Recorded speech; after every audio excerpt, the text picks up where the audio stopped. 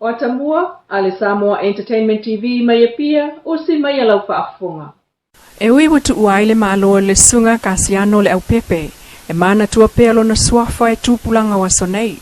I taimi e whaiaia na launga whaalawa i tele, tu sa o laval ngangana ma le whi au momoli whaatau le au ngose wha moe moe vala au liai, le a fwoi au au na whaapitoa le atua.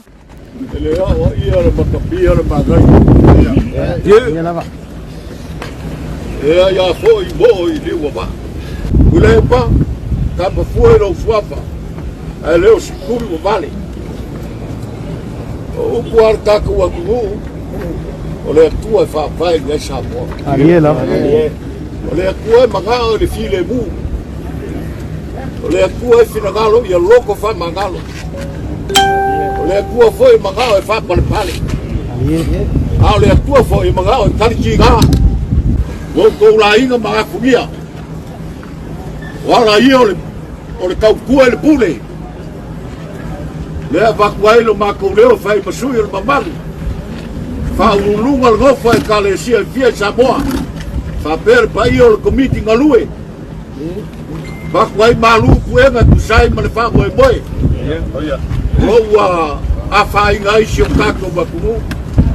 Upuale kuhu, sarauka, kongu kai.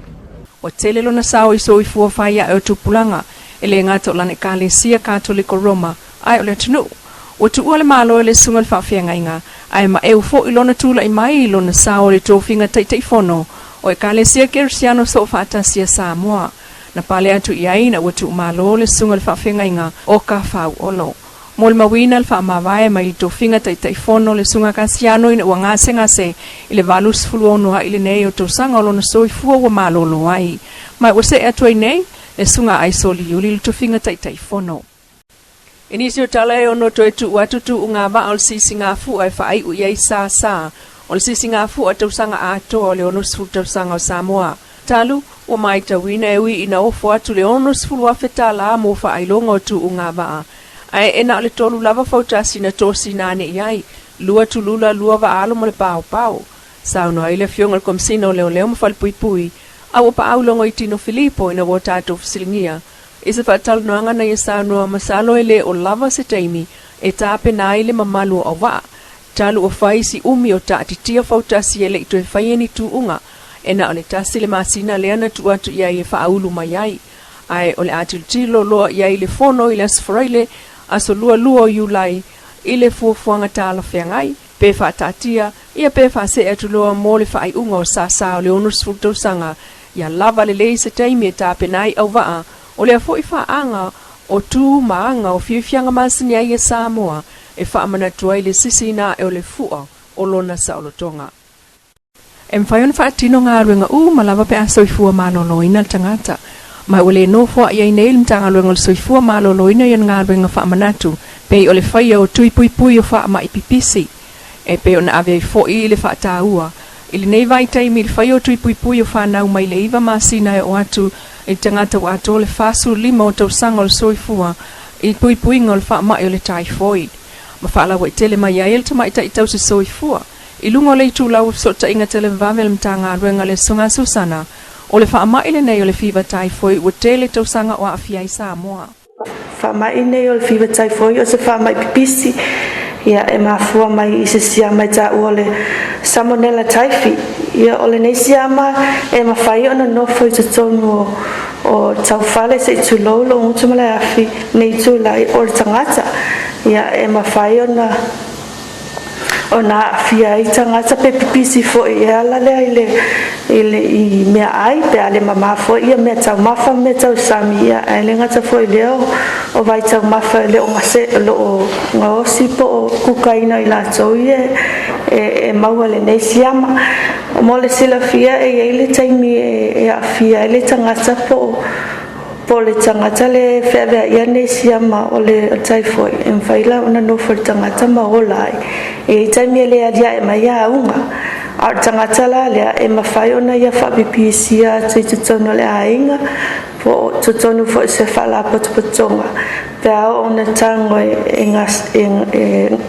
kukaina ia mea ai o se po mea tau sami foi o se fala potopotonga o se fala ainga ia le ngata foi leo tono ainga. Wa unga pe na yesau noa e au fia ile fiva po le vevela i se taimi fa umi. Alia ele pata o le tino ma fianga o le manava e o lava ile manava mamau. Ai o le fautuanga mo le puipuinga ia kuka le leita mafa mafa mama le se o manga o lo faienga o nga wai mafai e lango mai si meola. Ona fa apisi atu sia mo le tai foi i tau mafa. Fa pena fo i tangata wa ia le siama mfai ono lato fa apisi atu ia le siama le nei. O lo fautua ina le o atu falmai fa itu ma lo mal vaengo le falmai tele mito tua. E fai ai tui pui o whanau, mai leiva masina i le whali matau sanga le matua. Ua whamawai atu le vai asolo na tolu o Iulai, i sa o le sao.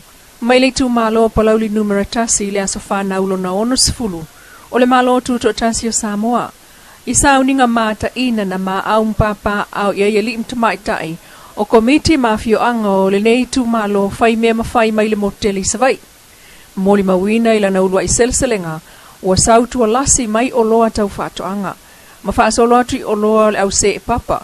Leisi lea vaenga ta ua o le asfraile lo na lua Iulai lua o lua mai sala i lua.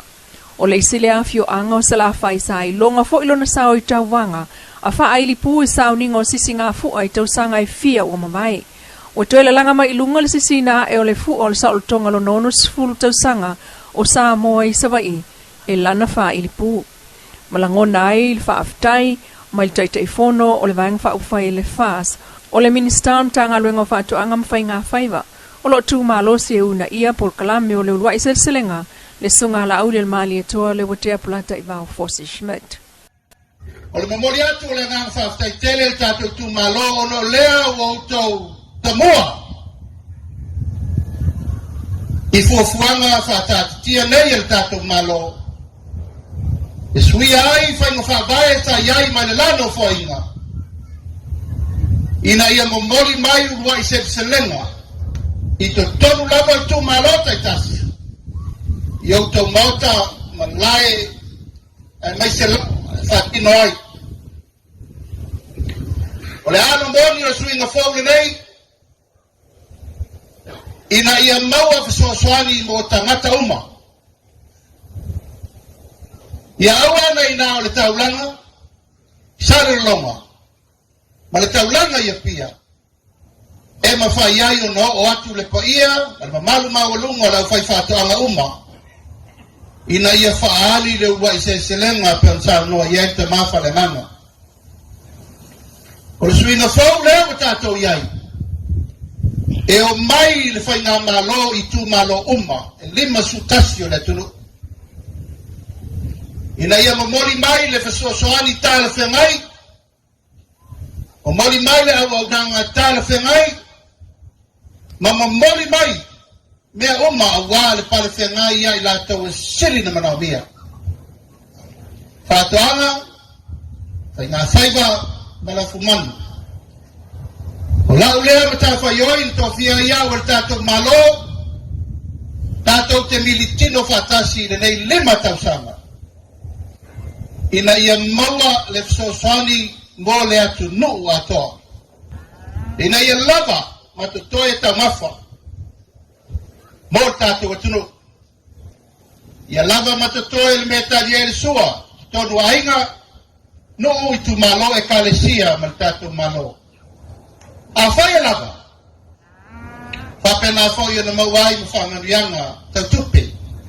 E ati na e ai te tonu nuu mai tu malo te to tasi. Ia, lea ua mātou o mai e tai au male aso mātou te mori mau. Ua whiololo mea na mātou whalongo iai. I mea lea ua mātou vai e le tai au male aso. O le tu malo palauli numeratasi, o lato au maia, le minista tamaita i mua o le mtanga luenga o tupe a Samoa, le sunga mulipola ana losa ale molio o. O lo o whai maalia e ngase wha maonia wa a fia le tenki fiva, e pe ona moli mawina le li foma i le feilo inga matu stala i le vai Sene. Na ia wha ailoa, ele o iai le tenki fiva i se tūlanga i wha apole ina ailu tātua tunu. Pe ta ilo mata i tuina pea, ele mtanga luenga. Lo matawina po mtanga luenga le anaka taima o so maina i tako banking cases. I always to mama terminate isa po banking cases identify. I always to mama pagkakalit na social output. Kalau kita punya material kita mau meeting, jadi masih mau jadi ada orang yang identifikasi tapi yang identify ya lalu ada sama maksa O mana tuai le taimi o le misela, sa faale ano iai mai le amatanga, ai mulmuliane wa pipisi ma mau wai soifua. Peta el tenki fiva ya fua mai le siama fe avea i le namu, ma e tele ina mapuna e yatunu mafanfana o aunga e au fiai le vevela, ma le folinga e fulu. Ai afa atitele e ono o ini aunga onga e pe ona ta uele li fo mai. Ai fa maunga le tenki, e fai tau miliona tangata e mawai le laulangi le tausanga. Ai ta tele lava i vaenga i sauto le atu Asia, atu motu i vaenga i Saal Pasifika, Latin America, ma Afrika. Ma wali pati ai fo i fa maunga leo o atu le pisi le tenki fiva i isi vaenga o le laulangi sa le mansani ai, e pe o Europa, ma vaenga i saute o le United States o Amerika. Ai lo tatu o tunu i Samoa nei lava ia mo le taimi nei pe ona li pati le li fo mai, ile masina o union na o le ono mai na fa mawina ele matanga luenga. O wala sili mo le puipui mai le tenki o le fatama ia lea ono fuanga tu fuai namu ma une ai namu. Lo Samoa Entertainment TV mai pia mana tamua le nei fo iaso. Pa poponga le aswata ya o le lo fo le tua ai fa so fuaya.